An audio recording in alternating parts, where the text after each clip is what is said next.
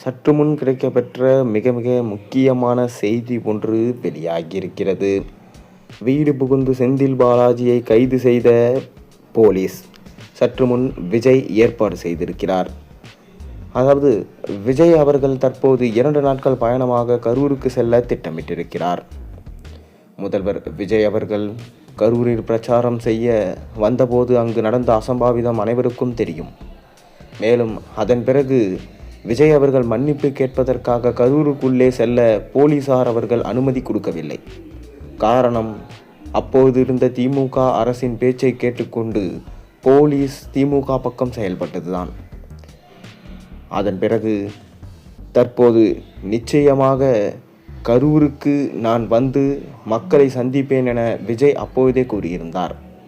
அது என் மனதில் மிக பெரும் ஒரு கஷ்டத்தை இப்போ வரைக்கும் அனுபவித்து கொண்டுதான் இருக்கிறேன்.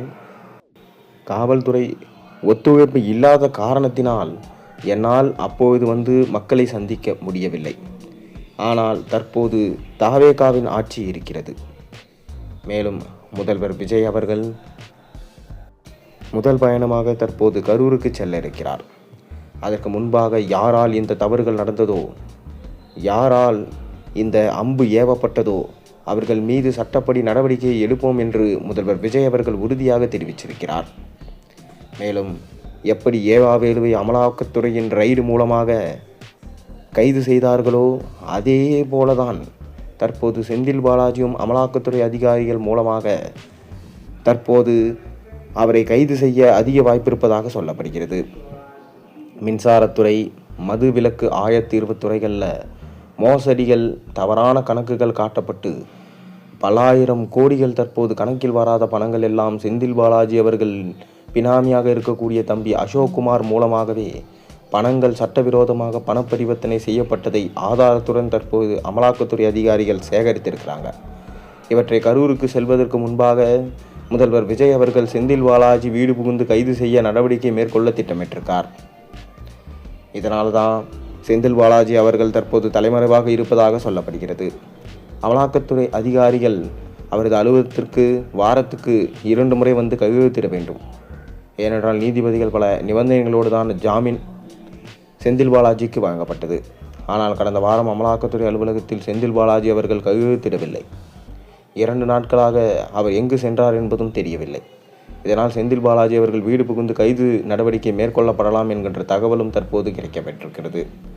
மேலும் மின்சாரத்துறையில் டெண்டர் ஊழல், முறைகேடு, தரமற்ற டிரான்ஸ்ஃபார்மர்கள் கொள்முதல்கள் போன்ற அனைத்து விஷயங்களிலும் செந்தில் பாலாஜி கிட்டத்தட்ட 394 கோடிகள் தவறாக கணக்கு காட்டப்பட்டு அந்த பணத்தை சட்டவிரோதமாக வெளிநாடுகளுக்கு பணப்பரிவர்த்தனை செய்திருக்கிறதாக புகார்களும் தற்போது வந்திருக்கிறது. செந்தில் பாலாஜி மீதும் அவரது தம்பி அசோக்குமார் மீதும் பதிவு செய்யப்பட ஏற்பாடுகள் இருப்பதாக சொல்லப்படுகிறது. மேலும் திமுக ஆட்சி 2வது முறை தமிழ்நாட்டில் இருக்கும் என்பதால் கரூரில் மிக பிரம்மாண்டமாக செந்தில் பாலாஜி அவர்கள் பங்களாவை கட்டி கொண்டிருந்தார். அதன் திறப்பு விழாவின் போது எங்கிருந்து இவ்வளவு பணம் வந்தது என அனைவராலும் கேட்கப்பட்டது. அதன் ஒரு பகுதியாக தான் அந்த பங்களாவின் வேலைகள் நிறுத்தப்பட்டு அதன் முழு உரிமையாளர் யார் என தற்போது வரை விசாரணை நடந்து கொண்டு வருகிறது.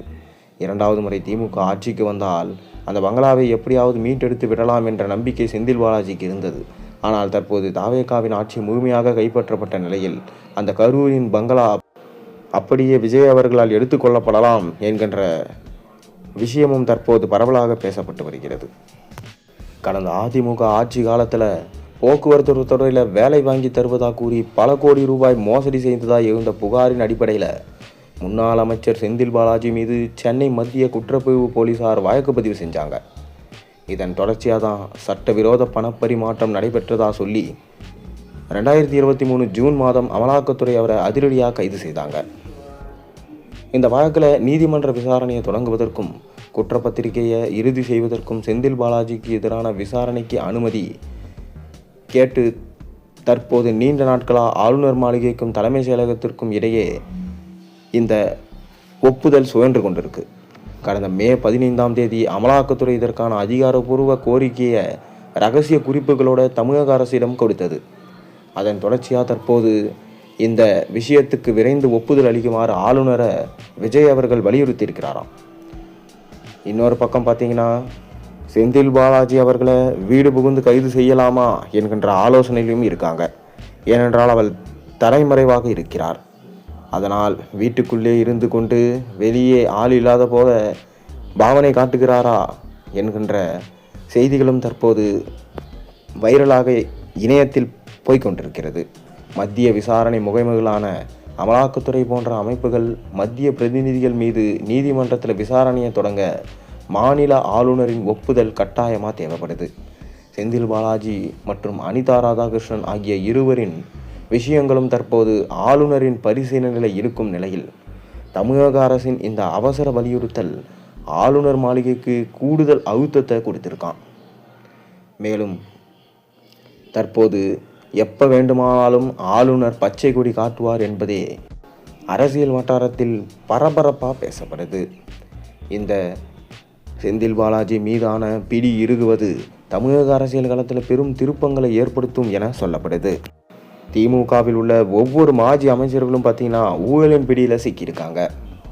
ஏன் செந்தில் பாலாஜியாக இருக்கட்டும், திமுகவுடைய KN நேரு, பொன்முடி, யாரா வேணாலும் இருக்கட்டும், எல்லாமே ஊழல் முறைகேடு. திமுக ஆட்சியில் குறுநில மன்னர்களாக தான் இருந்திருக்கிறாங்க.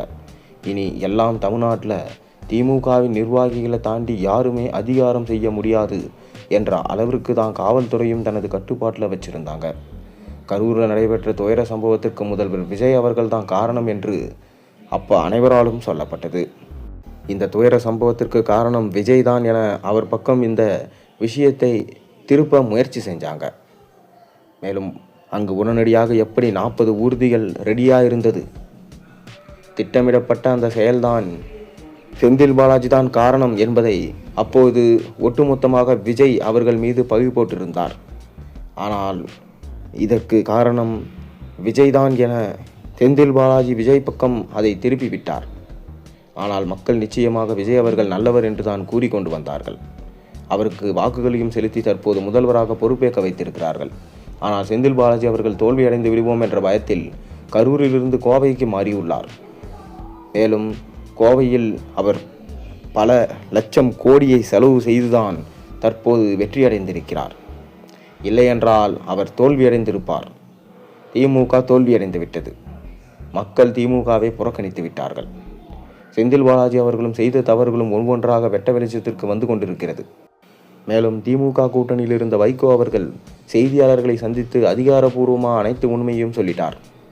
இப்பேற்பட்ட திமுக தான் தமிழ்நாட்டின் வளர்ச்சியை தரக்கூடிய நல்லாட்சி செய்யக்கூடிய கட்சியா? நிச்சயம் கிடையாது. மக்கள் ஒருபோதும் இவர்களை ஏற்றுக்கொள்ள மாட்டார்கள். கலைஞர் இருந்தபோது திமுக ஊழலாதான் செய்தது. அதேபோன்று தற்போது ஸ்டாலின் இருக்கும் போதும் ஊழல் தான் நடைபெறுகிறது. ஒவ்வொரு அமைச்சர்களும் ஊழல் தான் செய்து கொண்டிருக்கிறார்கள். முழுமையாக திராவிட முன்னேற்ற கழகத்தை ஒதுக்கி மக்கள் தாவேக்காவை ஆதரிக்க வேண்டும் என அனைத்து கூட்டணி கட்சிகளும் தற்போது கூறிக்கொண்டு வருகிறார்கள். மேலும் கரூர் செல்வதற்குள் செந்தில் பாலாஜி வீடு புகுந்து கைது செய்யப்படுவார் என்கின்ற தகவலும் தற்போது போய்கொண்டிருக்கிறது.